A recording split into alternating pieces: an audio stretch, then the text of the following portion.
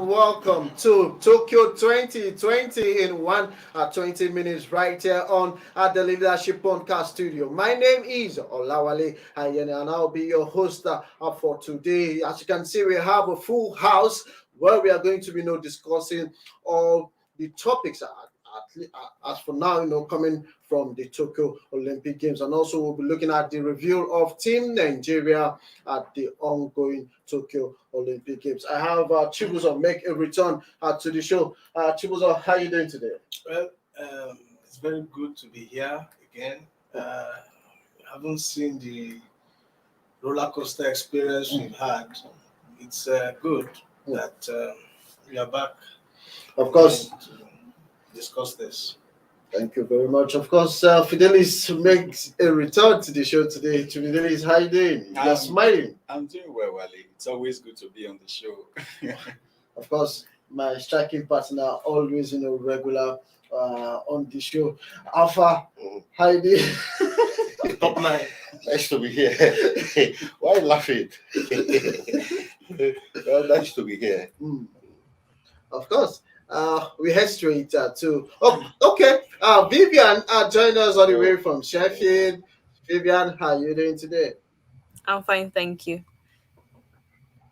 Of course, looking at Team Nigeria's performance at the ongoing Tokyo Olympic Games, it is done and dusted for Team Nigeria at this point in time.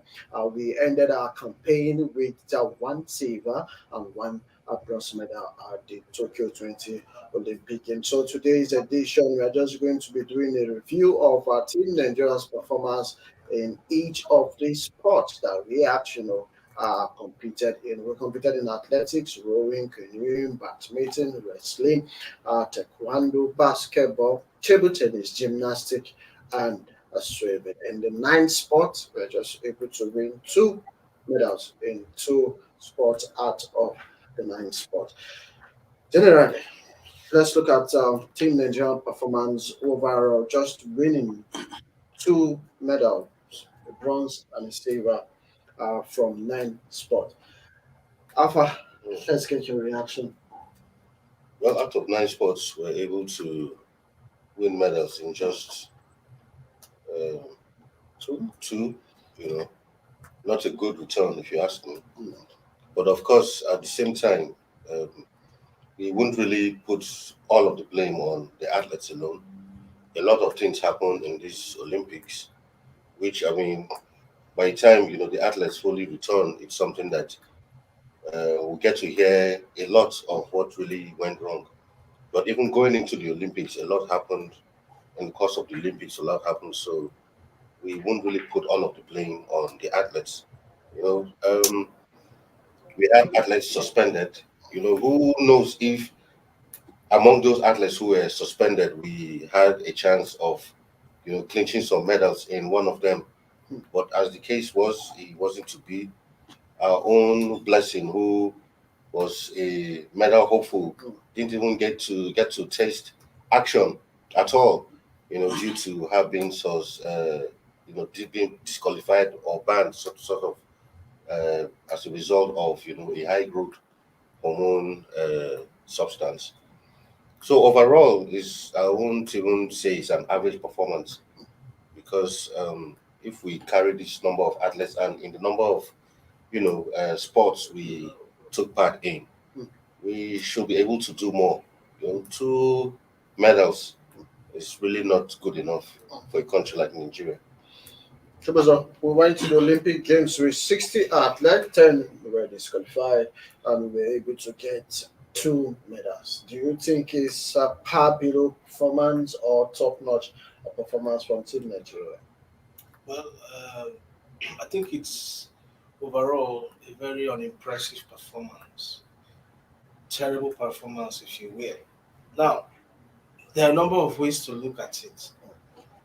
Yes, we went with a 60-team, arrangement.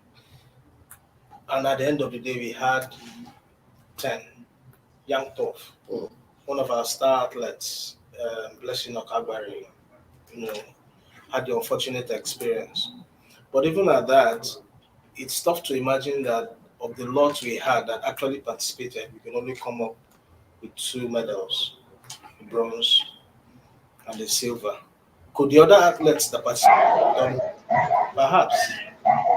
We had our hopes in basketballing.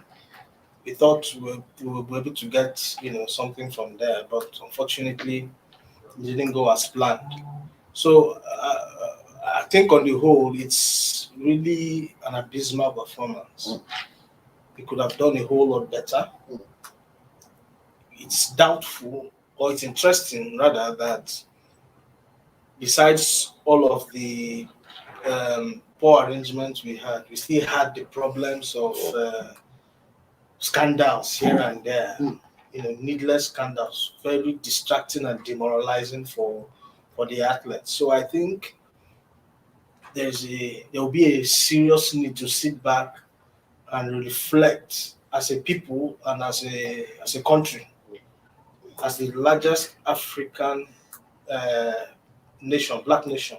We need to really sit down and reflect on how we performed in this Olympics, looking at certain key in the issues. For instance, how is it that we are over 200 million strong and we could only go to an event like this with the number we went to?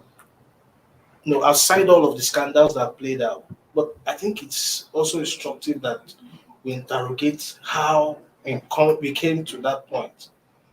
A country with over 200 million people should be going to that kind of tournament with a much bigger number of participants.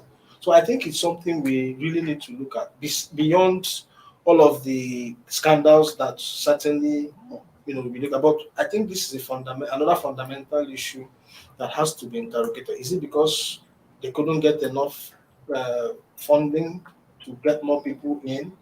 Was it because we performed so poorly that we couldn't get qualified? So there's a whole lot, because it's unimaginable that in a tournament like this, as a strong footballing nation, one of the best in Africa, we don't, and one of the best in youth football participation, the best in African female football, we are not participating at the Olympics. It's rather mind-boggling. And I think it is something that we really need to look into. Fidelis, looking at Team Nigeria's performance at the Tokyo Olympic Games, were we did we actually know work for what we actually got, or what we got was not what we worked for? Well, so much from this um 2020 Olympics. A whole lot to talk about.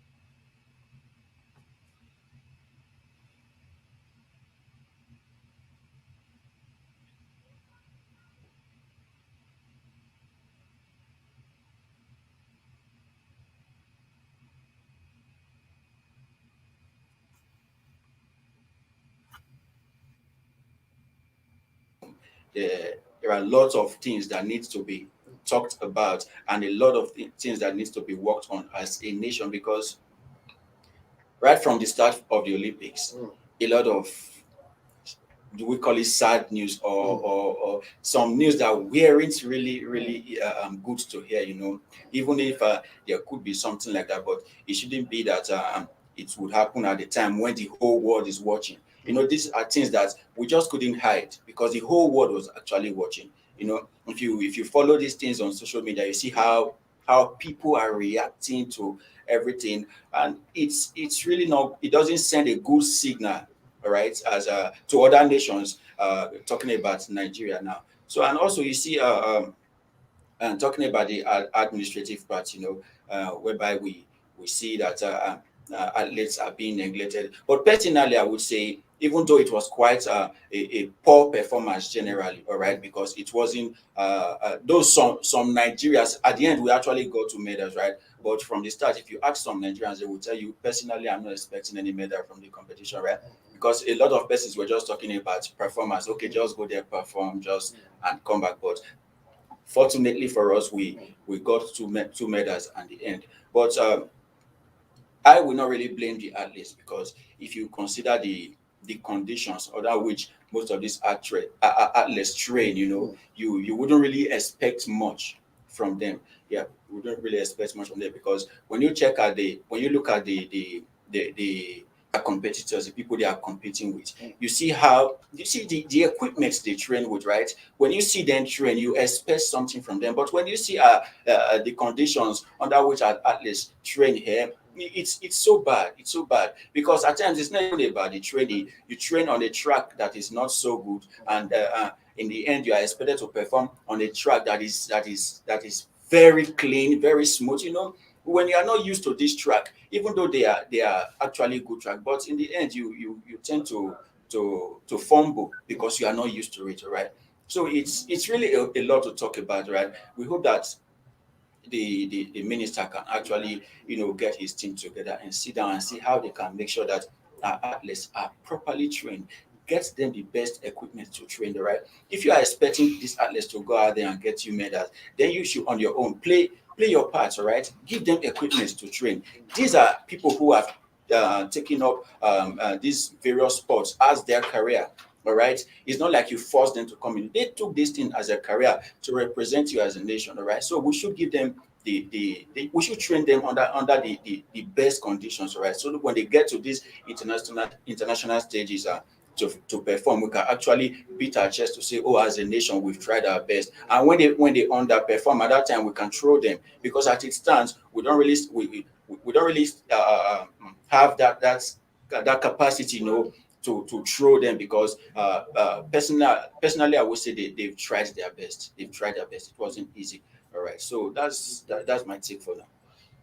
Vivian, looking at Team Nigeria's performance, what are your thoughts? I'm not particularly impressed by the overall performance of Team Nigeria. The only reason why we actually got medals was because two women saved, in a way, Nigeria's reputation on the world stage by winning those medals. Um, if we look at the chaos that was created surrounding the athletes, people calling for the sports minister to resign, it's really disappointing to see all of this unfold during the Olympics. And also, when it comes to the medals themselves, we actually won in areas where it is very familiar and popular for Nigerians to win, like track and field or wrestling, compared to other sports where it was the first time that we were participating, like canoeing or swimming, for example. So overall, I wasn't really impressed with our performance. Okay, Dapo, if you can hear me, welcome to the show. Good evening, Wale, and the other crew Okay, members. okay. Good evening. Dapo, no, looking at Team Nigeria at the Tokyo 20 Olympic Games, we remember that in 2016 in Rio, we just won one bronze medal from the football event, and this Yeah. time around we won two a bronze medal. Do you think we have progressed in our performance at the Olympics, or we have performed below expectation? Yeah, well, from whichever angle we are looking at it, Tokyo 2020 is an improvement on Rio 2016 because at the moment we are 71st on the medals table, while at Rio we were 78th. So 7 steps up. Despite the fact, the only difference was that Tokyo was filled with scandals. Tokyo was filled with a lot of inadequacies that should not happen in any international event. So those are the areas we fell short, and it actually affected Nigeria's performance at the Olympics. If everything had been perfected, bet you we would have actually ended with about 10 different medals. I don't know if gold will be there, but Olympic medals, if it is bronze, it is called golden bronze. So it's not always easy, but except for those inadequacies and those scandals. And those are the areas I want the sports ministry. I don't know if the presidency will do something about the inadequacies, but because they were so monumental, and in most cases they don't go unforgivable. Somebody must bear the bronze. Somebody must be answerable. You cannot embarrass Nigeria the way it happened at Tokyo, and you think you can actually go free. Somebody must be answerable. So, but if all these things are actually put behind, and we start all over again ahead of Paris 2024, most definitely that Nigeria will win more than 10 medals, because we have the athletes. But from the errors, we started having so much psychological effects. The psyche of the athletes were actually affected, and everything crumbled for Nigeria when the issue is the Tokyo Olympics 2020. So this is not good at all.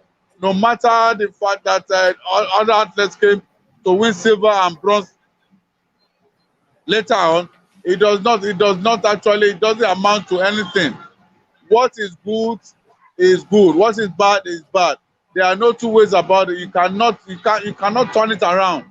So we must become a very disciplined sport in country. The way it is now, it is not good at all. I don't know what the presidency will do. I don't know if the sports ministry will still remain. But if they are going to be there till 2023, I don't know the plans of the presidency. But if they are going to be there till 2023, when we are going to have another elections, please, all these inadequacies must be corrected. All these inadequacies must be corrected. It cannot go unpunished. Even if you say, okay, you don't want to sack the minister, but everything must be in their right perspective. When we are going for a major competition, as well for athletics, when you know that 10 months to the event, you are supposed to, go through 3 different dope tests. Please let it be so. Don't let it be the other way around, so that at the end of the day, our athletes will be suspended from the competition they sweated for, from the competition they have qualified. It is not easy to qualify for the Olympics. There's what they call the Olympic qualifying time. It is not easy. It is not easy. So if athletes are actually qualified for the Olympic qualifying time, and they are in the Olympic venue and they cannot compete because of the inadequacies of some persons, it is not good enough. And again, what we have not been doing before, immediately after an Olympic game, we should start training. A lot of noise will be there. Oh, we are going to start until 6 months to the next Olympics. That's when they will start training. But now we are wiser now. Training should start almost immediately, maybe possibly next week, because I'm sure the main Olympics will actually end at the end of this week. So starting from next week, there should not be any rest. There shouldn't be any rest. So that is the only way we can progress. It has never been so. They should try it and see the progress Nigeria will make. You will see the difference. Train for 3-4 years and see the difference. It is not about 6 months. Some persons were talking about training facilities, equipment, and all those. In any major competition here, the federal government releases extra budgetary funds for Nigeria to compete. But our leaders don't touch it. They keep the money somewhere. I don't know, maybe they are planning to engage to get involved in any kind of politics later on. It started from the era of Solomon Dalong. It has continued in the era of Sunday Dare.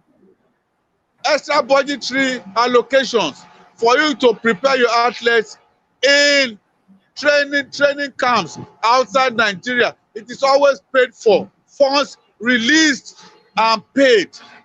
So we should adhere to it. Please let them just try it and see the difference. You will find out that Nigeria is a world power in sports. It is when you don't train that you will not get results. When you don't train adequately, you cannot get results. There's no magic about it. So please let them just try it. The presidency releases money, extra budgetary, for sport preparations for major games. Please use the money. Let the athletes, let them train. Let them go to these facilities outside Nigeria. The same kind of facilities they are going to meet out there in the competition ground. Send them out there every 1 month, 2 months. The money is paid for. If you are not bringing it from your pocket, it's from the federal government. So why don't you spend it?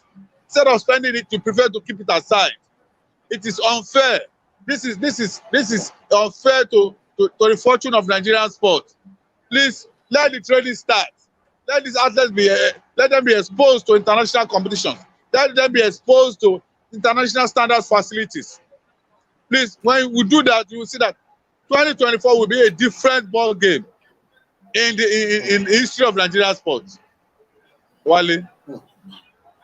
Of course, yes, actually, say 2024 will be a different game if all the stakeholders will actually come to the round table and ensure that the things we're supposed to do, we all get to do it before the 2024 Olympic Games in Paris. But for now, I will go for a commercial break. When we come back, we'll be expecting you to send all your comments on our Facebook page and also on our YouTube channel. We'll get to read them as you keep them coming. But for now, we'll go for a short break. Don't go nowhere.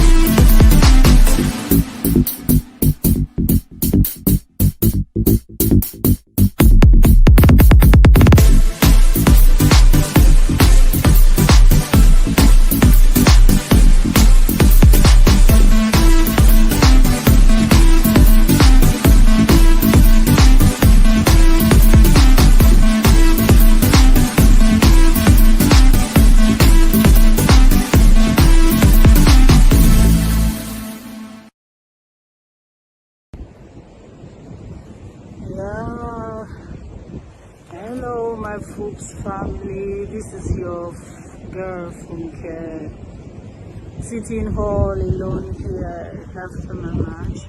I don't really know what to feel. I'm feeling kind of sad and happy. I'm very sad that I lost, but I'm happy to be here once again at the Olympics, to be representing my country once again. It's a very, very big privilege for me. But it's rather unfortunate that I have to play the Chinese American, the best in America, in the qualification round. But yeah, I still did my best. Well, it hurts. I feel kind of down. But I guess I have a lot of reason to be grateful and be happy. I need to count my blessings and name them one by one. I know that, but I'm human. I'm a sportswoman. I think you get kind of sad when you lose, and that's exactly what I'm feeling right now. But I'm happy that my dream has come true. I'm a 7-time Olympian. At my age, I'm still representing my country. I think I should be happy for so many reasons. But it's okay. I want to thank all of you for your love and for your support, for being there for me. Yeah, I don't know. Thank you all. This is the village. Okay, please. All alone, having mixed feeling. Once again, I just want to say thank you all for your love and for your support. Thank you. That was Funke Oshonaike, 7-time Olympian, who was actually bundled out of the Olympics in the first round. Looking at Team Nigeria in the Olympics, talking about the table tennis team, we lost our first matches, talking about Funke Oshonaike. Olajide actually lost his first match. Haruna Quadri also, that we're actually depending on for him to actually reach the quarterfinal stage or the semi-final stage.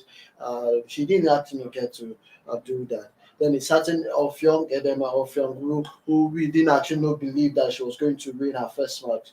Actually, I'm sure her first match, she won her first match and qualified for the second round, but she was actually defeated in the second round. But let's talk about table tennis generally. Looking at Team Nigeria's participation, Haruna Quadri was bundled out in the third round. That was a major upset, which so many pundits that say that he actually allowed his guard to actually go down. That was the reason that he actually lost at that game. We had plenty of expectations from the Olympic team, especially we had Funke there. We had, even though for Funke, truth be told, I didn't expect much from her. I think she's past her prime. But for someone like Aaron or Quadri, Ofyong, Olajide, I felt they were going to at least make it to the latter stages of the tournament.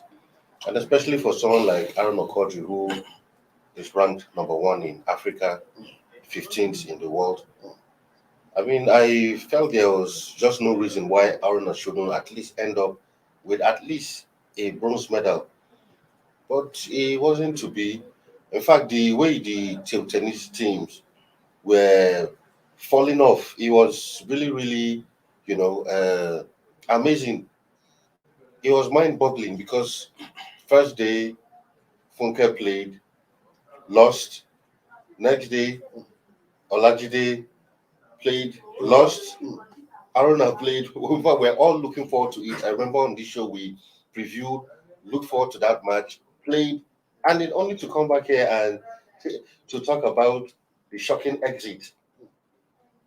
Then Ofyong also got into it, won her first game, so it was like, okay, maybe she might just be the real deal. only for her to be roundly beaten in her second game. So for Team Nigeria, the table tennis representatives, I don't know how to put it. Of all our team members who participated, the performance was not encouraging at all. The performance was below expectations, especially with the quality of players we had on that team. I really expected them to at least make an impact, but it was very, very surprising. That's why I keep saying what really went wrong. What really went wrong. We can't really tell, but the loss of the Team Nigeria table tennis contingent was very shocking. That none of them could even make it to at least the quarterfinal stages. So it's very, very something to really ponder about. So, and like we keep saying, when we come back, we really need to sit down and look at what really happened, team by team. Just like we're doing this review of every team, we need to really sit down when they come back, the authorities, and really look at every team, their participation, what really happened. Was there a lack of motivation along the way? What were the issues? I mean, for Aruna, did he lose focus or concentration? Because the person who he lost to was someone who was ranked around like 50 something. I think 56 or 57 in the world, and he is the number 15 ranked player, number one in Africa. In fact, the loss was so shocking that even the uh, African, Tennis Federation had to release a statement to express their dissatisfaction and their surprise at the complete elimination of all of our representatives. So that's to tell you how shocking of a defeat it was. So really bad one for the table tennis contingent. If I'm to,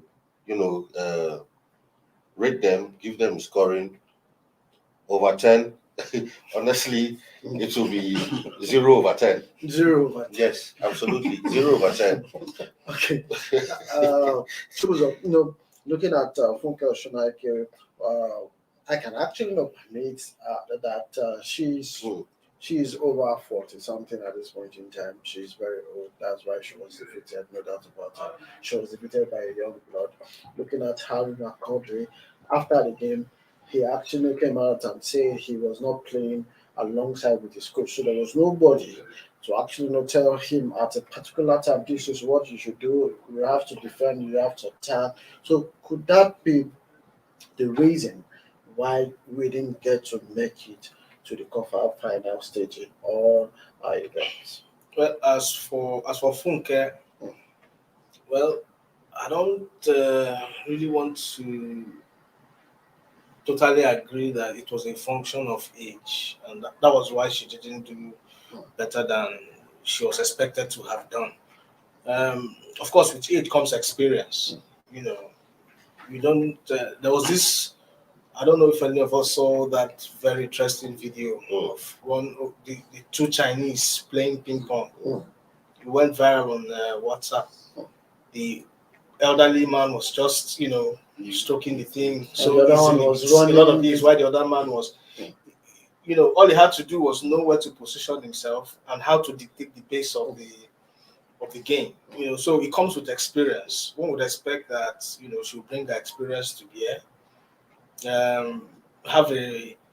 Because of her experience, she would know how to have the right kind of mindset going into the game. So perhaps she was at the risk of making a projection that might not necessarily be the factor for why she lost. Maybe she didn't go into the match with the right mindset, But I don't really think experience was should have been so much of an issue for why she didn't do well. Maybe she just, didn't put the right foot forward first, and before she could realize what was happening, the game was already upon her. As for Quadri, of course, a lot of people had so much expectation. There was so much expectation, and I am almost tempted to think that perhaps the pressure got to him, one way or another. There was so much expectation that he was going to at least drive home, at least, even if it's to get to a stage where we said, okay, but it was just so it was tough seeing him lose so early. But that said, we would only hope that they would do the needful going forward, um, reflect on whether they could have done a whole lot better, which I think they could have. Identify those critical areas. As for Quadri and his coach, maybe he has to really sit back and review that again. Perhaps if he had his coach by his side, he would have pointed a few things, given him a few pointers as to what to do and what not to do. But when you play all by yourself and in your head alone, at times you don't get to see the whole picture of the person you're playing against. So maybe he has to reflect on that and look at it again. It probably has worked for him in the past, but no two games are the same. There are times you have to really sit back and consult and get a second thought on whether you should go a certain way or not. Because you should also know that the person you're playing against also has your number. Probably would have done a check on you and discovered that okay, this man is just here alone. So maybe we could throw ones or twos and see how we can throw in off balance. So it's always it's to be interesting for him to go back and reflect and say, okay, perhaps going forward I should have somebody by my side that will point out certain things to me that I might not be able to see in the heat of the game. So maybe that would help, going forward. But overall, the tennis team, it is another sport we hope. We've always in the last couple of years had a lot of promise. From we've gotten medals from there in the past, and table tennis is like a staple. It used to be a staple in Nigeria. Any street you walk into back in the days growing up, you see a lot of Nigerians take delight in playing it. So one would expect that it's a sport that we should readily catch on and get that. But so it's just so unfortunate that they had to crash out the way they did. But we look out for them in the Commonwealth Games. That is where we will know whether they would have reflected on how poorly they performed. We want to see them, put up a showing in the Commonwealth Games, and then from there we'll know whether they're ready to compete seriously by Paris. Okay, before I go to Fidelis, Vivian, and Dapo, but producer, if you have the video of Haruna Kodra at this point in time, I want to actually get to see. To the quarterfinals. So at least people were expecting that if you do not better that quarterfinal outing, maybe you get to the quarterfinal outing or you surpass it. But unfortunately, first round. No, it was not first round. I lost in third round. I was seeded to start from third round, so I lost in third round. Well, that is sport for us. Nothing is for sure. Anything can happen. When you are doing sport, losing is unavoidable, inevitable. So that was what just happened, and I gave everything just like we've seen. It was not a walkover for him. Does it mean that because of your high ranking, you underrated him? No, I didn't underrate him. I knew him very well. We were in Bundesliga together, and I knew what he was capable of before the match. But it was his day, not my day. Okay, Aruna, as a team captain, what is it? The burden of being the captain of Team Nigeria. Now the captain has somehow out of the game. So I think there is no huge burden. We are a team. We are not individuals. We lost already table tennis athletes, and that is not the end. And that is why we are a team. We continue to be praying for the others so that they can do very well and make the country proud. So we are not individuals. We are a team. So it is not over until it is over. But Aruna, coming here, what was the build up for you like? Last year I joined Bundesliga just to get well prepared for Olympic Games. But man proposes why I got this post. So I did almost everything, but it was not my positive tournament here.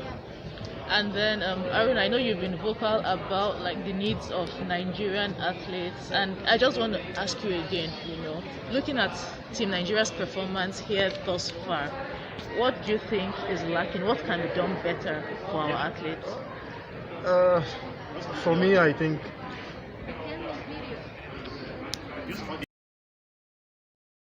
Okay, Fidelis, looking at Haruna Quadri's, participation, his game, and his comments. Let's get your reaction on him. Well, actually, for Haruna Quadri, when you talk about the um, table tennis team, talking about Nigeria now, when you talk about the Nigerian table tennis team, it was the first you would mention, because a lot of persons had hopes that, okay, Haruna Quadri is a professional one at that, he has the experience, he's used to medals, and he's used to big competitions, so the anxiety is no longer there, the confidence is there for him to actually go and do his thing in the Olympics. But in the Olympics, every country presents their best. All right, it's just like a gathering of the best. So one thing is sure, as a country, when you send your best to a competition, and in the end is unable to go past maybe the first or the second round, then it is quite sure to you that maybe your best is not good enough. You need to improve on your best, all right? So maybe that is just what happened to Quadri. And if you remember in one of our previous shows, I actually said Team Nigeria in general just seem to be so unfortunate in this particular Olympic competition. Even though at the end we still had to the Nigerian name still had to show up on the medals table, right? But the Nigerian team just seemed to be so unfortunate for in this very Olympics. And I hope for the Nigerian table tennis team, uh, the game is over. So when they get back, they should improve on themselves for other competitions that they would participate in. Even though most of them are quite experienced, but this has further increased their level of experience. All right, and at this time they are better used to bigger opponents and bigger oppositions. So let's hope they do better in the coming events. Of course, before I go to Vivian and Dapo, we'll go for another break. Don't go nowhere.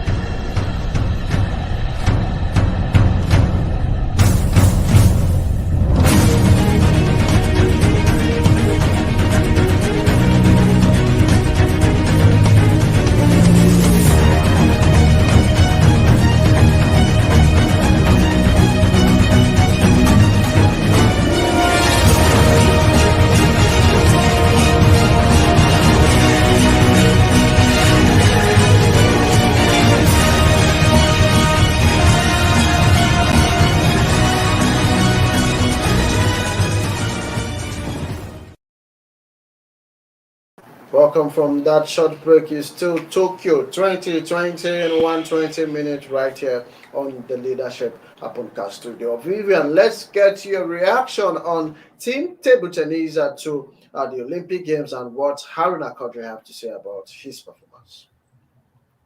I'd say that if we look specifically at who we lost the most, it was the United States. So if we placed our African champions alongside these international forces, I wouldn't say that we would stand out as the best. To be honest, like Aruna Quadri said, anything can happen. It wasn't his time could his time be in 2024? Who knows? But I'd love to congratulate the women that did their best in this game. When And then um, North Young, right? yeah, when she won against Hungary, there was a gleam of hope in the tennis team. But then, of course, she lost against the United States. And also, of course, Funke, who tried her best in being the only African woman to actually come forward for a seventh time in the game. Of course, Dapo, if you can hear me, let's get your reaction on Team Table Tennis to the Olympic Games. Okay, just been informed that generally about the table tennis. For me, I would say uh, it was just a bad day for them in the office, no doubt about it. Haruna Kodri, we know, is a top class table tennis player. At the Rio Olympics, he got to the quarterfinal, stage of the event. We thought he was going to go all the way, but he didn't go all the way. He was defeated at the quarterfinals. Looking at even at the World Championship before the Olympics, he got to the quarterfinal. He couldn't make it to the semi-final. So our hope was at least he will get to the quarterfinal, and eventually anything can actually happen from there, because we know when it comes to games like this, you have to be at your best at all time if you want to progress to the next stage. For Funke Sharaki, for me, it's done and dusted for her. So she's just go on with coaching courses, getting to groom young athletes that will actually represent Team Nigeria in the future. Looking at Edem, she's also around 32-year-old, so she still has about two more Olympics to go if she really wants to fight for a medal at the Olympics. Then looking at Olaji, a young lad, this is his first Olympic outing. So this experience will actually go a long way for him. The Commonwealth game is just less than a year now, and we are hoping to see him also getting to play very well in that particular tournament. Then hopefully he should get to qualify for Paris 2024 and see what will actually happen. Then we can now say, okay, you have done well or you have done badly. So that's it for the table tennis team for in the ongoing Tokyo Olympic Games. Away from the table tennis team, we head straight to the athletics team, because that is where we have the bulk of the athlete. About 23 athletes actually was drafted to represent Team Nigeria at the Tokyo Olympic Games, but about 11 of them were disqualified. About 10 were disqualified, while Blessed Kadbari was suspended after the hormone Bohaha in the Olympic Games. But looking at the disqualification, let's start with the disqualification. What really went wrong? Who should we, hold accountable for this abysmal performance? Yeah, to start with, for the disqualification, even though the sport ministry and AFM tried to push blames, to each other and all of that, the blame still lies basically with the two of them. So you cannot detach the AFM from the sports ministry. The way federations run in this country, they run more like parastatals of the Ministry of Sports. So they are not really independent per se. So everything that goes on in these federations, for instance, the Ministry of Sport is fully aware of it. So for the case of out of competition testing, yes, they've released a few statements, some trying to blame the athletes for not being able to take part in the. How do you blame the athlete? I mean, an out of competition testing is a kind of test they do without even the knowledge of informing the athlete. You could be anywhere and they call you in for a test. So how do you blame the athlete? Is the athlete supposed to remind you that I'm here, come and test me? No. So it's not the duty of the athlete. The AFN, in conjunction with the Ministry of Sport, have to take up this responsibility. And they knew that they had an Olympic Games coming up. And 8 months to the Olympic, you have to do this test, not just once, you do it continuously. It states that you do it within the interval of 3 weeks, leading up to the Olympics. So you mean for the whole of that period, they were busy fighting over positions. Each faction in the AFN was trying to, claim to leadership of the position, while the athletes were left. Now getting to Tokyo, we were eventually disqualified. Like I keep saying, it was a big blow. Like when we were speaking to a former Olympian, Musa, yesterday, I asked him a question. I said, does he think that disqualification of those athletes impacted? He said, absolutely. Because he said the way he being an Olympian, he said there's a way athletes, when they are in camps like that, they sort of are like together. They are like a family. So once something affects one, it affects all of them. So he said yes. And I've said it several times. Even though some people try to say no, it won't affect. Let's forget about the fact that a couple of athletes, he affected all of them in the camp. He affected the morale in the camp. Then, as if that was not enough, the issue of blessing now came up. I mean, this is like the spring queen, who everybody, at least when it comes to athletics in Nigeria and Africa, knows that when you have blessing your team, you know something is going to happen. Then all of a sudden, blessing was disqualified. And as a Bruma, even speaking on the disqualification, she said he actually dampened her spirit because, I mean, Blessing is actually like her role model when it comes to athletics. So all of these events affected the team. I mean, some of those athletes that were even disqualified were the ones who were supposed to even take part in the 4x100. Exactly. So in the 4x100, we had to, prepare a makeshift team. Athletes who it wasn't their specialty, we brought in, and as a Brume, exactly, it wasn't their specialty, just so that at least we'll have a team to participate in that event. And what came out of it? Nothing. But in all of this, the athletes, still were the ones who eventually saved the day. In spite of what hit them, I mean, they were the most affected. But the only medals that we has made us, feel that we've done better than the Rio Olympics still came from these same athletes who suffered, losses, suffered all kinds of things. So I think I kudos to the athletes, So they did, for me, they are the ones who actually. Before I go to Chiwaza and Fidelis, I just want my producer to play the first video. That is Toby and Nusong. She actually spoke about our campaign in the Olympics. My name is Toby Amisha, and I'm a professional track and field athlete. I'm running for Nigeria in the 100-meter hurdles. And so far, we've been in the training camp here in Casarazo, and I must say the hotel, the accommodation, the training, everything has been going on well. Feeding, overall, everything has been going on really great. I must say our staying here has been really helpful heading into the games in a few days. And regarding our practice sections, I would like to say we've been doing really good, and everyone has been putting in 100% in everything we've been doing, and we're just praying to God that everything works out for us at the championship. And to the Nigerians watching us back at home, we just want to ask for your support, which is prayers, and just keep us in our prayers, and with God we know all things are possible. Thank you so much.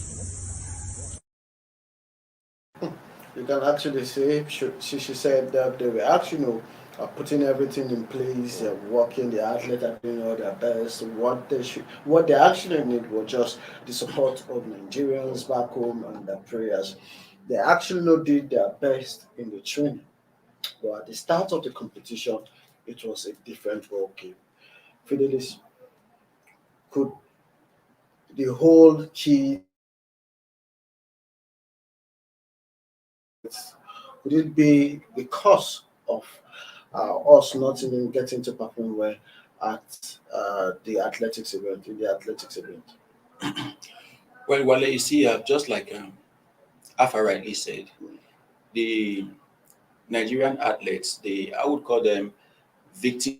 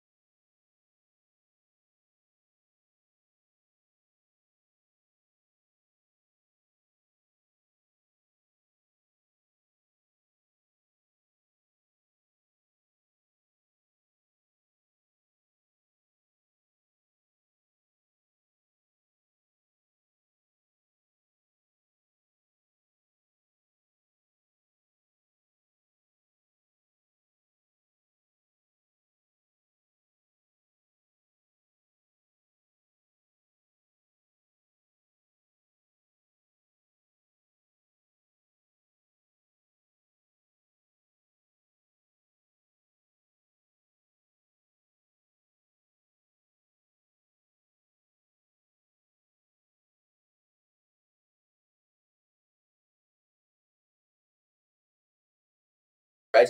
They work under the directives of the federation. That's why they have a federation to be able to guide them on, okay, this is what we are doing today, this is what we are doing. So for the federation to actually come out to to push blames on the athletes, I think that's not being fair to the athletes. And also, when you look at the disqualification of the Nigerian athletes, come on, 23, we have 10 disqualified. The truth is, whether one would like it or not, the truth is, a greater part of these athletes we are taking away, not just in terms of numbers now, but in terms of team spirit. Because when you are going for a competition like that, team spirit matters a lot. How the whole team really matters a lot. If we are three going for a competition, and in the end, after all the planning, oh, this is what we're going to do this, you do this, then at the end, two gets disqualified, just one remaining, definitely is going to affect my morale going into the competition, all right? So a greater part of those athletes were taken away where after the disqualification of those 10 athletes, all right? And at some point, if you see later on, it was just like they had no federation, nobody to guide them. The only thing they just had was the support of Nigerians, all right? We have over 200 Nigerians there supporting us, because at this time it seems we are just alone in the games village in Japan. Nobody seems to be telling us anything. We don't even know what is going to happen. All right. So it's so unfortunate that they are shifting blames to the athletes. So the federation should actually take the blame on themselves, because these athletes, they don't control themselves, all right? And thanks to them that in the end they still later got us medals, because all those, they are enough to bring down the morale of an athlete. But thank God some of them still had to gather themselves together and don't not let the whole discouragement, the whole whatever it is that happened, get a better part of them. They still had to get themselves together and see how they could make over 200 Nigerians waiting at home, even though we are part of the 200 Nigerians. They had to see how they would, put a smile on our face, because all what happened seems to be, I would just say, it was just too much a pill to swallow. It was just too much for us as a team going into a competition like that. Vivian, looking at Team Nigeria's performance at the athletics event, the last time we actually won a medal in the athletics event was far back in 2008, if I'm not mistaken. What would you describe their performance? Again, disappointing, but it's not really the athlete's fault. It was because of the external situations that were created outside of the game that affected some athletes not to play, where 10 were disqualified. And then we have some technical issues with Divine that did a false start. And then we have the hormone grown substance that was used by Blessing. So it's really sad that all of this occurred during the athletics, because we were expecting everything to run slightly smoothly, since the other games were not giving us any wins or any big wins during the game. So I'd say that honestly, hopefully in 2024 we can do much better than this. We can do much more better than what we actually, what we actually did in Tokyo Olympic Games. But Chubuzo, looking at Team Nigeria's participation, I did go kick out to the men's 100 meters final, but hamstring actually, didn't make him to win a medal in that particular match, because he was destined to win at least a bronze medal in that particular heat. Looking at the likes of Shakiri, same thing happened to him in his own semi-final heat. Same thing, hamstring.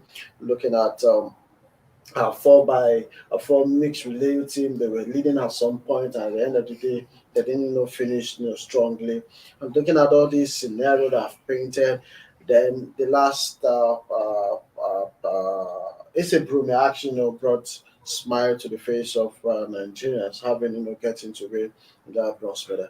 At this point in time, what is the way forward for Nigerian athletics heading into the Commonwealth Games next year, and also the Olympics in 3 years' time? Well, I think first things first is to be sure that we would have the right kind of people thinking about what just played out there. Because my immediate concern is we're all going to come back from Tokyo, and there'll be some noise around, and then it will be business as usual. I'm just trying to be pessimistic now, because one would have expected that there will be a serious discourse, by all the stakeholders. Why did we have to perform so badly at the Tokyo Olympics? Of course, there were some silver linings. Some athletes went there participated for the first time. Prospects, people who, some athletes who, participants who we feel, like for instance, the rowing sport. People, for the lady there, we can expect that if she's encouraged, and the swimmer too, if she's encouraged and given all the support she needs, she can do much better. So there are some, good indicators from this, but overall, it's just so terrible that this is all we could get. Nigerians were back home praying, prayed so much, but alas, people you are praying for were busy engaging themselves in very scandalous events. How will such prayers work? So it's really before the day. So going forward, I think it is clear we do a postmortem on why we performed so poorly, itemize the reasons why we didn't perform too well. Those that ought to be sacked should be sacked immediately. Do we get sacked at this part of the world? That's the thing. Because if you treat this with kid gloves, you can be sure that by the Commonwealth Games, it will require a lot of miracle if you perform better. It will require, or perhaps the athletes will just take it upon themselves to do their thing, and for their own personal, image, strive to get something, not necessarily because of the country. Because if it is not seen that strong measures are taken to deal with some of the scandalous incidents that have happened, you can be sure that it will just be business as usual. So until when that is properly done, then we can now move to the next stage. How can we have to begin early. Of course.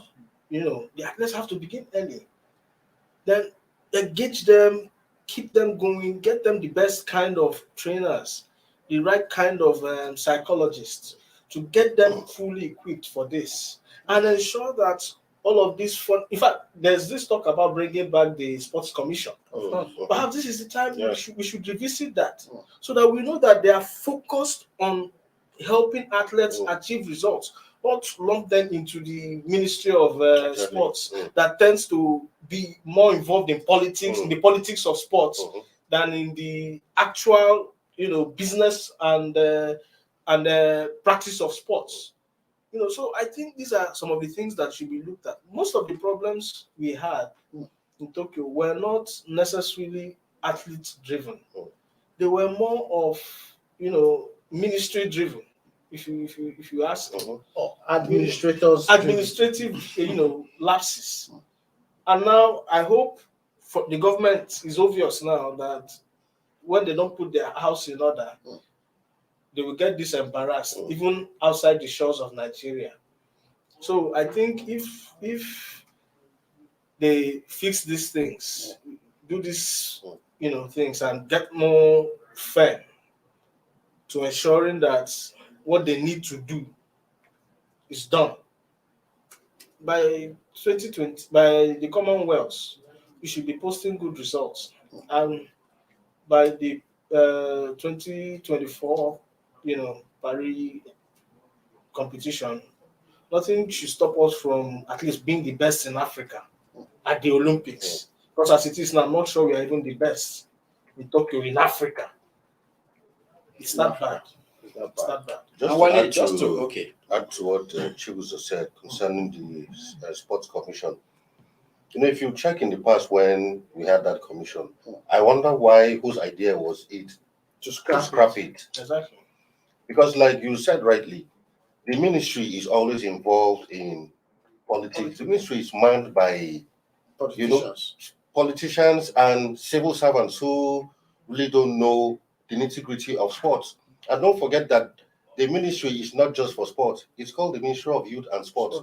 So it means apart from sports, they also, look into other affairs.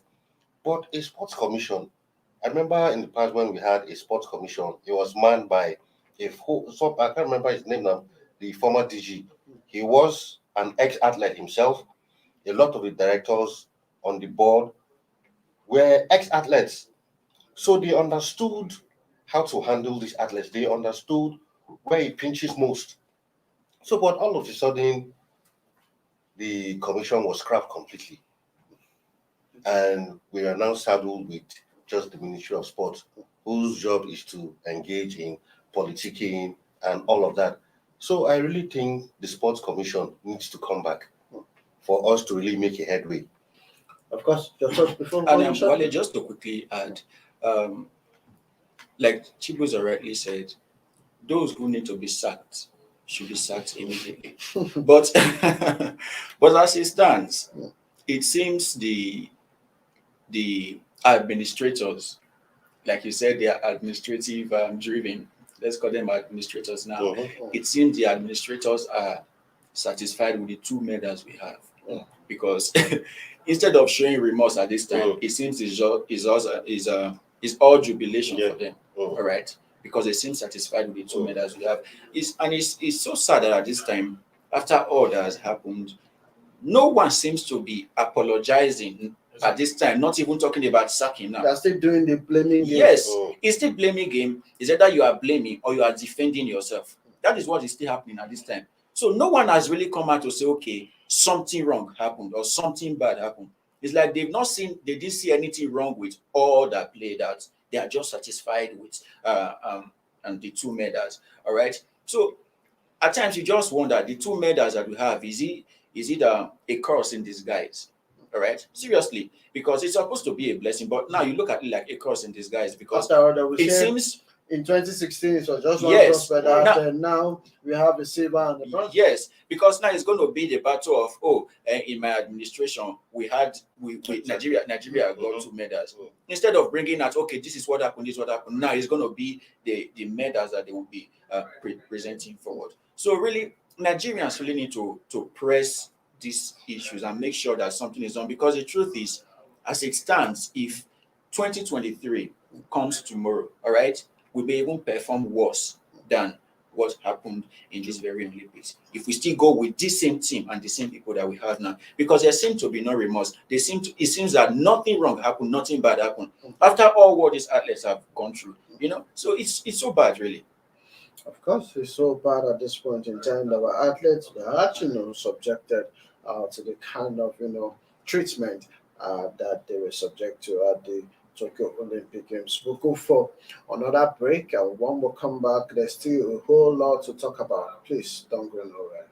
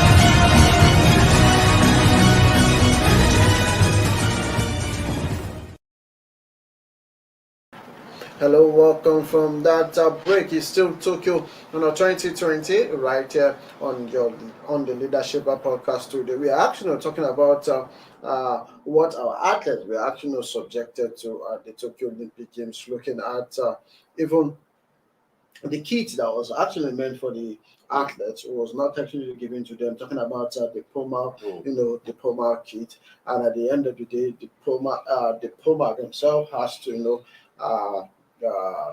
terminate the 4-year deal with the AFN. At this point in time, we know that which was about $2.67 million that was actually invested by Puma. Then looking at what we suggested our athletes to, where we saw Chibubuka getting to wash his jersey just because she was given just one pair for the whole Olympic Games, instead of having a whole lot of kit for them, which was actually manufactured by Puma. Quickly, let's get your reaction. Nigeria in the face of the world has been, embarrassing, international embarrassment at this point. Yeah, but I'm surprised that I think earlier today, or was it yesterday, the ministry, came out with a statement that Team Nigeria actually had enough kits. So I'm saying, if they had enough kits, how come an athlete was saying washing his kit he used for that day, washing it to prepare it for his next event? So I really don't understand the disconnect. And in the Puma deal, blames are being shifting. The AFN has come out to say they are not aware of any deal. So where is this coming from? A certain sports reporter made a statement to alluding to the fact that the deal was not signed with AFN. That it was signed with more of like an agent who act like a representative of the AFN. So I'm saying, are you telling me the Puma people don't know the difference between an agent and the AFN? So why is it now that we're hearing all these things? Why is it until what's one of the things that led to the crisis in the AFN, if not the Puma deal? Why was the DSS and all of that involved? So these are questions we need to ask ourselves. So, but these deniers and rebuttals here and there is not even making the situation look good in the face of the world.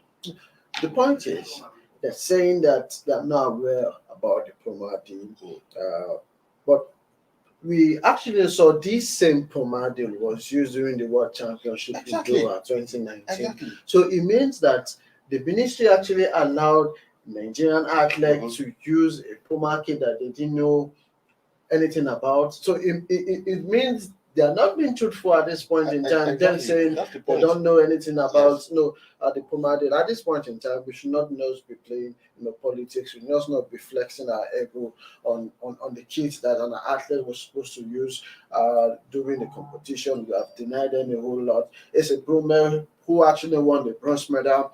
Had he been here, she actually was putting on the Puma deal when she actually won that bronze medal.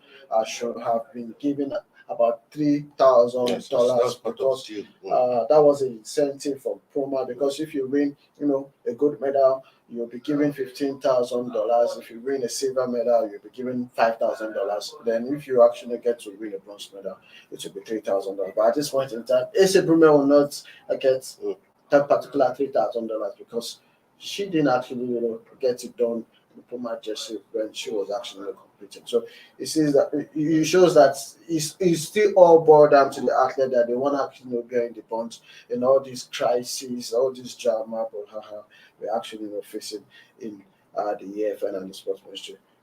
Do you want to share your thoughts? Oh well, when this whole drama started, this whole craze, I don't know if I can use that expression. When the issue of 10 athletes being banned came up, I was, what is this?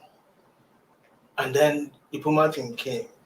At a point, I was even looking out for what next could happen. That is how terrible this experience has been. It's been one scandal trying to undo the other. I think we participated more in scandal events than in the actual Olympics. But looking at it, after all is said and done, the buck has to stop somewhere. Where does it stop? Who's the top man in sports administration today? It's the sports minister. It's the sports minister. This thing didn't creep up. It's been there, and there's a reason why you're in charge of the ministry and sports. So, if this was not a new thing, if you were actually told about the nature and the dynamics of the contract, is it that he didn't know what to do to address it? Is it that he didn't foresee an embarrassing situation like this play out? What was he thinking? What could he have been thinking? What could have occupied his mind so much that he refused to be as proactive as he ought to be for this kind of international embarrassment to happen to Nigeria? It's absolutely embarrassing. There's no explanation, as far as I'm concerned. Whether or not the AFN and the signees of the thing are doing whatever they are doing, your job as a minister is to ensure that you address the situation and save the nation this kind of embarrassment. So it's almost unbelievable that we had to go to Tokyo to go and show the whole world. And now there's a struggle to do damage control and blame game. You did it, I didn't do it. I didn't know what happened, and it's just so. Come on. Maybe going forward, looking at the termination of the Puma contract to with Nigeria. With, with, with this, affects Nigeria in getting a subsequent, sponsor in terms of kits, not, looking at Puma alone, looking at other big brands, coming to sponsor Nigeria as regards the kits.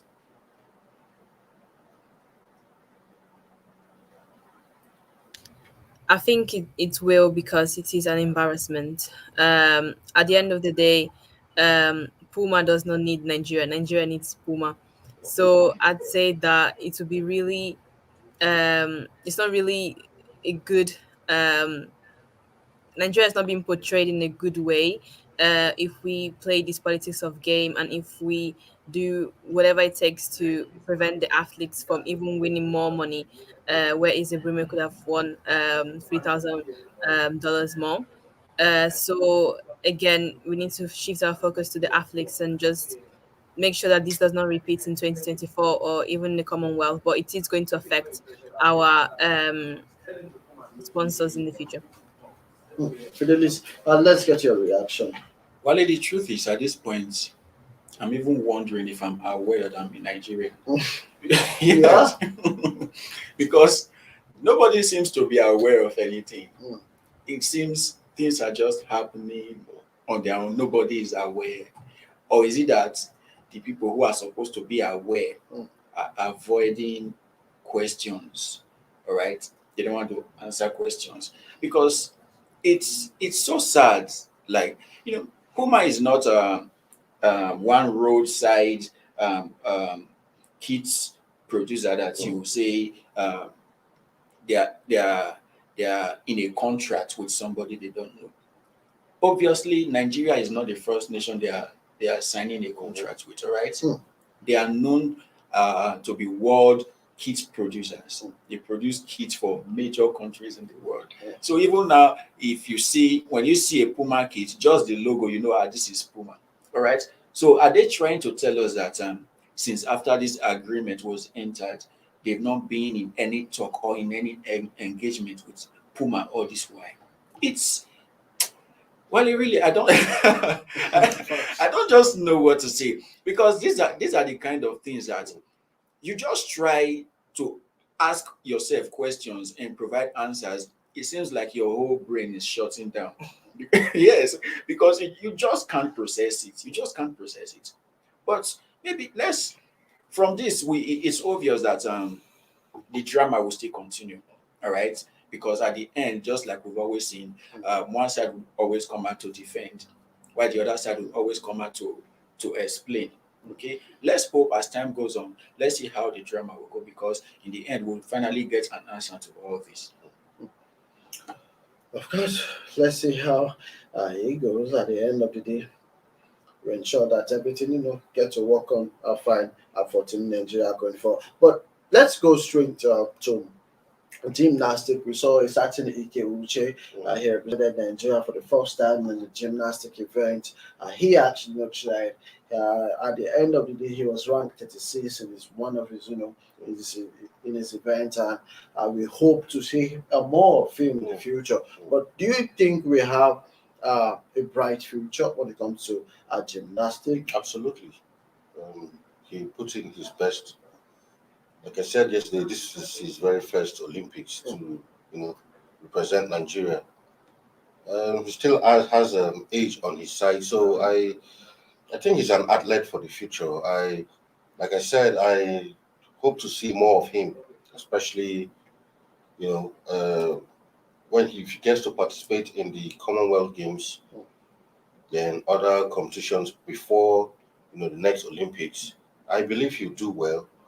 For him, like he even said during his participation, that it was actually a dream come true for him to, participate in the Olympics. So he was happy that first of all he's an Olympian, and getting to represent Nigeria at this level was, also a very, very memorable moment for him. And yes, even though he didn't win a medal, of which I really didn't expect him to win a medal per se, he still, yes, he has a good track record when it comes to shot put and all of that. But like I keep saying, You see, you could be going into this competition as an African champion and all that, but when you get to play on the global stage, it becomes a very different ball game, because at that point, you are competing against the best of the best from all corners of the world, from every continent. So at that point, it becomes very difficult. The challenge becomes very stiff. So a lot of times, your being an African champion might not really count. But I'm sure he has gained valuable experience from his very first Olympics. Next time around, it's just for him to build on, everything he has learned, in this time around, and try and take it forward. And we hope to see him, do a lot better going forward. So, Chibuzo, looking at the badminton team, we saw that the likes of Joe Casade Shokom, she represented Nigeria in the women's single, and also the next men's double. We saw Godwin and Anu Oluwapo actually get to represent Nigeria in that particular event, and they all lost all their three group games. Do we see them, getting to have gained more experience going forward for another Olympic Games? Yes, we can hope that, if we stop some of the messing around we do here in Nigeria, it will not discourage them from continuing to want to represent Nigeria. Now, these are some of the bright prospects we have, some of the silver linings, if you will, that we have seen from this experience. So, if our sporting, establishment begins to do what is right, they should look into these people, continue to encourage them, whatever kind of investment, little that they can make, they do so, because we know that I think it's obvious that some of these people participating in these sports, the they are not necessarily here in Nigeria. However, nothing stops us from still maintaining that window of encouraging them, to keep doing their best, whichever way we can. We can, can even make them the face of such sports. Go beyond just seeing them as people who represent us. Brand them properly. Make them the face of the sports in Nigeria. These are the ways to keep them and make sure that they continue to put in their best. If you can do some of these little things, perhaps they might become, they'll definitely get more motivated to doing more, and then by the next Olympics, we just might, they might just be psyched up enough to get us a medal. Of course, Fidelis are looking at Team Nigeria Taekwondo team, just one athlete, talking about Elizabeth Inacho. She actually participated, and she didn't actually get to qualify. She was defeated in the round of 16, but she's just 22 years old. It's our team chick at Chukwumerije is the one, getting to, teach her, to talk to her, because he has actually won the bronze medal for Nigeria. What we saw in the video, they were saying that we should just give her time. The same thing happened to Chika in 2004 at the Athens Olympics, and he came back in the 2008 Olympics, and he came and won a bronze medal. Should we give her time for her to train well? Because she's a student at this point in time, just 22. Should we give her more time? Well, it's not just about giving time, right? Time and chance, they say, happens, which the chance could be likened to opportunity and also preparation. All right. So it's not just all about giving her time. If you give her time and she focuses on something else, we're still going to get the same result, even in other competitions to come. Because even though she's still very young, that even makes it more difficult. Because if you neglect her at this time, then her future as a Nigerian taekwondo, is not so sure. At some point, she might be thinking of switching career all right, because the pressure is definitely going to be much on her. Come on, you want to be in Nigeria taekwondo? Why not go get something good to do with your life, all right? So the pressure is still going to be very much on her. So it's apart from giving her time, they also have to give her. They also have to allocate a lot of resources, invest in her in terms of training, in terms of her daily necessities, all right? Because she's definitely going to need money to take care of herself, all right? She's going to need money, and just being a taekwondo doesn't pay the bills, all right? So and especially at this time when the economy generally in the world is not so smiley, Nigeria needs to come up and see what they can actually do to see that even while she's growing up, she also have a lot of time to go for training. I'm talking about taekwondo, because she has to train if she needs to do well. Okay, so it's not just only about giving her time. They should make sure that she has the opportunity, she has the preparation that is needed for other competitions to come. Vivian, looking at the swimming, we have Habibat Abiola in that particular one. She won her first heat, but she couldn't make it to the next one due to the fact that the overall timing, she didn't actually make it because there are a whole lot, about 16 athletes that was ahead of her in when the first heat was concluded. But we saw her, getting to break a 14-year-old record in Nigeria, talking about the national record.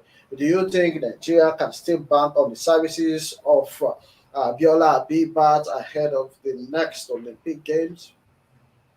Yes, absolutely. I think she is a force to be reckoned with. She's going to come back strong because she's young. She's only 17. Her time isn't done yet. And another thing that I'm also wondering is who is going to go next to her? Are there other athletes that could qualify as alongside her for Nigeria to swim? Because if you look at other countries like Britain, United States, there are 5, 6 swimmers that have been qualified. So this, I hope the same thing can happen for Nigeria as well. Of course, we have a whole lot of rivers, oceans in Nigeria, and we know that the riverine area, talking about Bayelsa, River State, they have a whole couple of good swimmers. At the last, National Sports Festival, there was a certain athlete, I've forgotten her name right now. She won about 8 gold medals in the swimming event. So that kind of an athlete, we can actually get to take her outside the shore of Nigeria, ensure that she gets to train with the best athlete and also top-notch facility for her to improve and also get to represent Nigeria in the Olympics and also the Commonwealth Games. So away from the Olympics, we head straight to the slamming and donkey game. So our performance, Nigeria actually became the first country to present both male and female, basketball team to the same Olympic event. But just so sad, all our 3 group matches, we were defeated black and blue. We were the whooping team, in all our groups. Let's get your reaction about the basketball team. The basketball team sort of flattered to deceive. When we had 2, teams qualifying, male and female, it was like, okay, we are getting there gradually. And this time around, we expected a lot from especially the male basketball team. Then the female qualifying for the first time, we felt, okay, they stand a good chance in the trials, especially for the men, did very well. And, even the world took notice, looks like Nigeria will finally assert itself on the global stage when it comes to basketball. Yes, in Africa, we've always done well. But like I said repeatedly, we do well on the continent, but when we get to the world stage, it becomes something else. So going into the Olympics, we lost to the Australians, lost to the French, Yes. the Germans, and subsequently lost the final game To the Italians. to the Italians. Same for the women. Okay. And at the end of the day, both teams exited the competition without winning a single game. And in fact, for the female team, the first game was a bit close, but after then it was like, there was sort of some kind of retrogression. We lost to the USA by just 9 points. The next game lost about 25 points. Then following game, I think about 19 points thereabout. So unfortunately, they crashed out. But especially for the men, the Tigers themselves, I actually was hoping for the Tigers to at least get to either the quarterfinals or the semifinals. Especially with the way they started in the trials. So maybe, who knows, maybe they got carried away with the victory against beating the US exactly is not a small feat. So it could be that they carried away. I mean, if you beat the best team in the world in a particular sport, the belief will be there. You'll be like, okay, if I can beat the best that team, should have actually boost exactly. That's what I'm saying. So, but maybe they got carried away. Sometimes, so those kind of victories, sometimes actually going forward might actually, be your undoing, because sometimes because I'm sure they didn't even see that coming. So maybe it sort of gave them some sort of overconfidence, I believe. But getting into the real competition, they couldn't live up to expectation. It's not as if they even gave up a good fight in all of the games. They were roundly beaten in all of the games they played. So same for the female team. At the end of the day, in the first round, they exited. Couldn't even make it to the next round. So I don't think they put up a good performance. They really fell short of expectations. Chibuzo, looking at the basketball team, one of the basketball, the basketball player, I've forgotten his name, is in Mutsu, something like that. He actually said they were subjected to traveling to Tokyo for good 32 hours. They were supposed to go from, I think, France, they were supposed to go from San Francisco, just 10 hours flight to Tokyo, but they were subjected to travel about 32 hours there. But couldn't be, it was one of the factors that actually affected these Tigers. Well, if he's putting that as a factor, perhaps we could give him that. That is for the first game, right? But what happened after that? Let's consider that, okay, they had a very rigorous flight or a rigorous, process arriving at, yeah. But so what happened after their first match? Because in the two other matches that followed, they were just there. Well, at the risk of beating them so much, we can only, encourage them to go back and, what you've been saying here, reflect where they made a mess of things, improve on that. But I think it is a strong, and we have repeatedly said that here. There was a pattern that seemed to play out.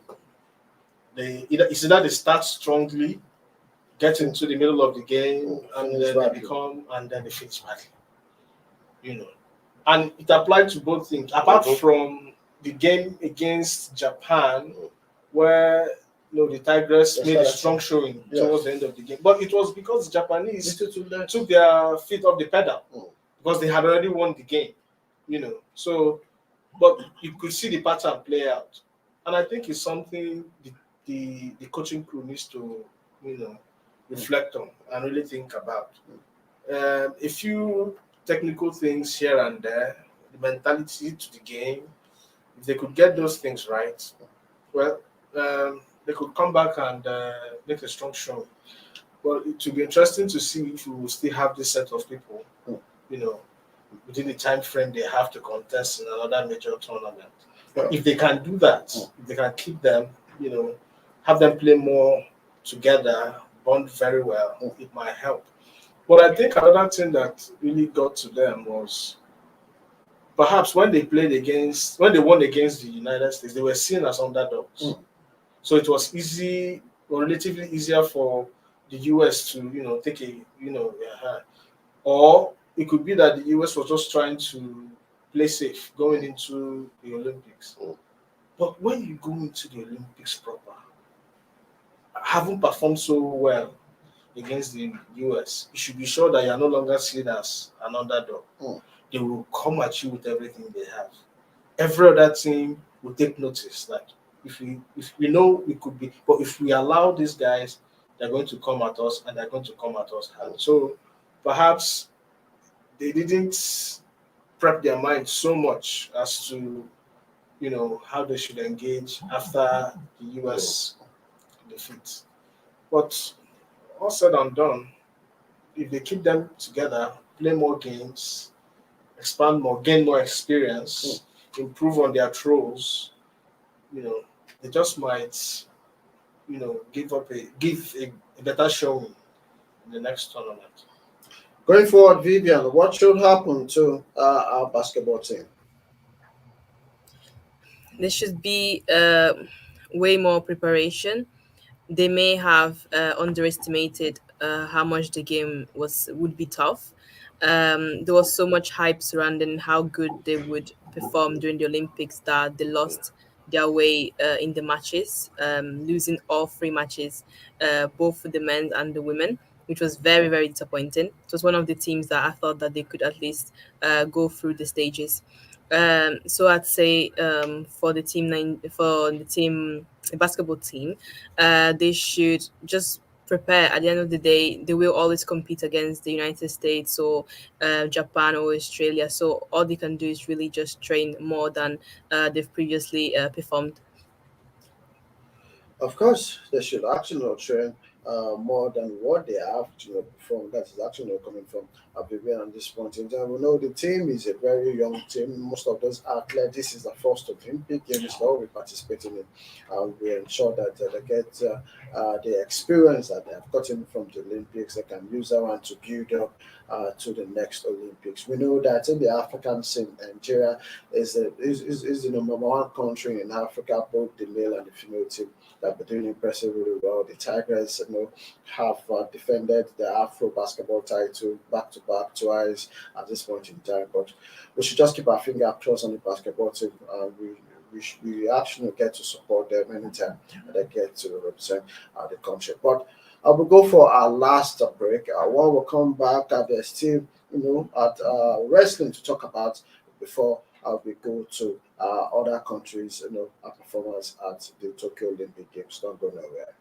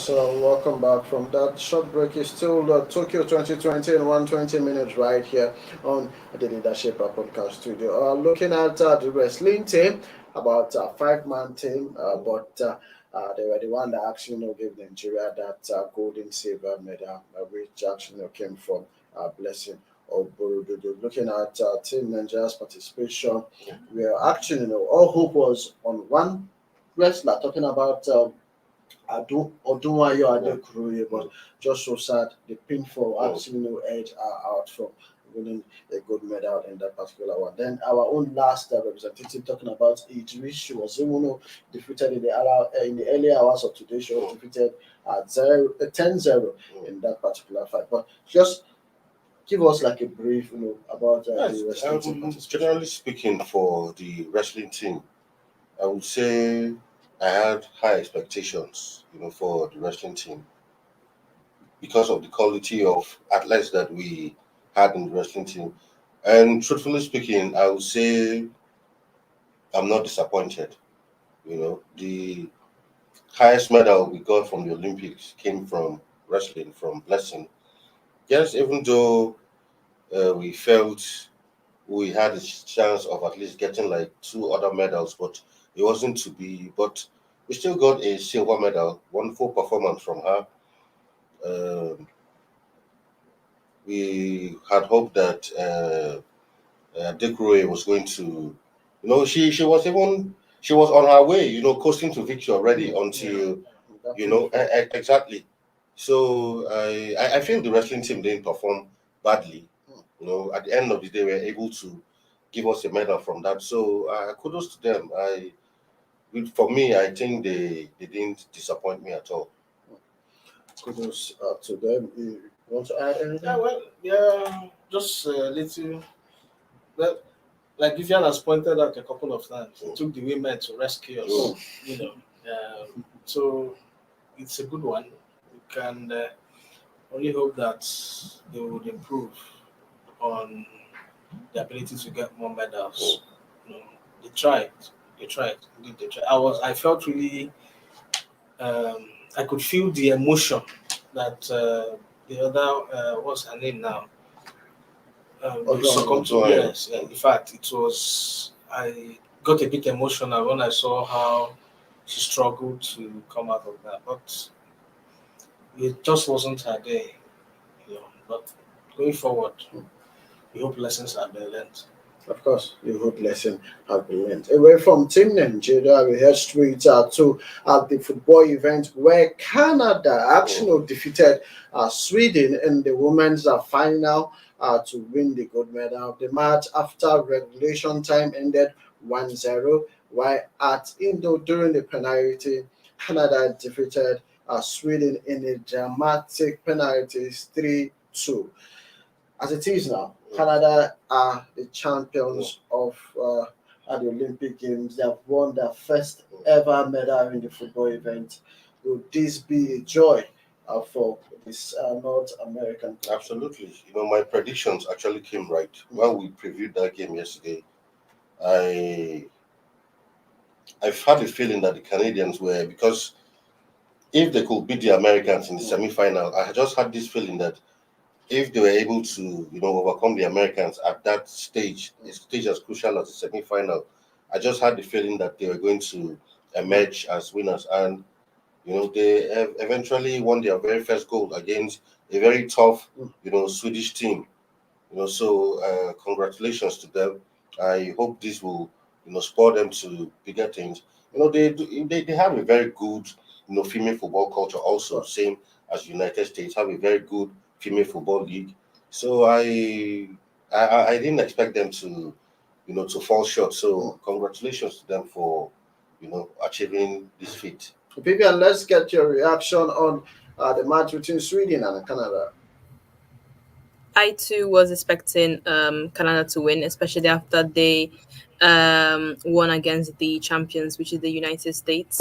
So I'm not really surprised, but congratulations to both teams for winning and doing the best. Okay. Congratulations to Canada in the third, place match as the United States, actually, won that bronze medal in that particular match for them to end their campaign with a medal at the Olympic Games. Then, going to the other side, talking about the male football, we saw the third place that actually went down the early hours of today. Mexico defeated host France 3-1 in that particular match to pick the bronze medal. Halftime, Mexico actually ended that particular, halftime with 2-0, while during the second half, they actually scored a goal apiece for them to pick their bronze medal in the Olympic Games. Did you actually see that coming, Fidelis? Well, to be frank, I didn't see that coming. Mm. Right, it was quite a surprising game to see them pick the bronze medal. But anyway, we would say they came, they saw, they conquered, and now they are the third placed team. Right, even though there are still two teams that will battle for the first and the second position. But anyway, congratulations to them. Talking about the two teams, Brazil, Spain, who is your take for the final tomorrow? Definitely Brazil. Of course, definitely Brazil. Brazil, no doubt about that. Brazil. Are you supporting Brazil also? Let me go against the run of play. Go with Spain. Vivian, where is your money at? Brazil. I think they'll win. Okay. That's 3-1. 3-2-1. Okay. Of course. I joined at this point in time. I joined for Spain because Spain can actually get to upset Brazil in that particular match. But let's just keep our finger crossed. We bring to you all the detail that actually will happen in that particular match in the course of our show tomorrow. But quickly, let's go to the medal table before we wrap up this show. Let's see what the medal table is actually looking like at this point in time. Okay. People's Republic of China still maintain their lead comfortably on the medal table with 36 gold medal, 26 silver, 17 bronze medal, making a total of 79. United States have 31 gold medals, 36 silver medal, 31 bronze medal. Japan has 24, Great Britain 18, Russia they have 17, Australia 17, Italy 10, Germany 9, Netherlands 9, France 7, also New Zealand 7, Canada with their gold medal in the football events and increased their tally to 6 from 5. Republic of Korea has 6, same also as Cuba, Hungary, Brazil have 5, 4 gold medal, Hungary has 5. The likes of Poland, Czech Republic, Jamaica have 4 gold medal apiece. Looking at the medals about this time, just 2 more games to the end of the Olympics. Can the Americans get to defend that title? Vivian? No, I don't think so. It's looking that China is going to win this time, given the fact that they've just won so much more gold medals compared to the United States. So I think China is going to win this time. Yeah, well, I think it's done and dusted for China. They've managed to ride it home, and the US will be kicking themselves. Sports they actually had much more dominance over the years seems to be leaving their talk of athletics. You talk about even football. So they'll be kicking themselves and thinking, oh, how come we are left flat-footed on these ones? Well, when you see the table, even though overall the United States are leading, more medals, but gold is the main when he talks about when you talk about gold, which is of course the most prestigious medal to win in a competition, the Chinese are leading. But then you can't be so surprised, right? The Chinese, they are known to be very good in terms of athletics and gymnastics and all those things. They are known to be very smart at that. So you can't be surprised. And I don't see the United States overturning that even at the end of this very Olympics competition. Before we go, Kandel? No surprises. Even though the US tried to close the gap from yesterday, they are now 5 gold medals short of meeting up with China. But how many more events do they have to participate in? I guess less than 2 or 3. And what's the guarantee that we'll all win gold in those events left? So I think China will, emerge as the overall winners this time around. Of course, they still have the basketball finals, both male and female, for them to play with other finals that will be happening tomorrow. Just to let you know, Alison Felix has become the most decorated player. Talking about most decorated athlete in track and field event after she actually won her 10th medal at the Olympic Games. So congratulations to Alison Felix at this point in time. On this note, we want to thank our sponsor, talking about Carsprint, for supporting the show. You can check them out, www.carsprint.com.ng. Also, Nemasa also supporting the show. Talking about also NDLEA, they are saying no to drugs and supporting Team Nigeria the way Nemasa is steering the maritime industry to a brighter future. Vivian, it has been nice talking sport with you. Hello, Vivian. Okay. Fidelis, it has been, great talking sport with you. Wale, it's been a very interesting time. The pleasure is mine. Chuzo, always. Well, we prayed so much, but while we were praying, some others were doing damage. Okay. But overall, we thank God. Yeah, thank you, God, at this point in time, Alpha. Always a pleasure to be here, Ali. Thanks. Of course, I will make a return tomorrow, bigger and better. We'll be reviewing all the action that actually went down at the Tokyo Olympic Games, because the game is actually running up tomorrow. Ensure that you join us for yet another interesting package on the Tokyo 2020 Olympic Games. My name is Olawale Ayeni. I'm saying bye-bye for now. God bless the Federal Republic of Nigeria. Bye-bye.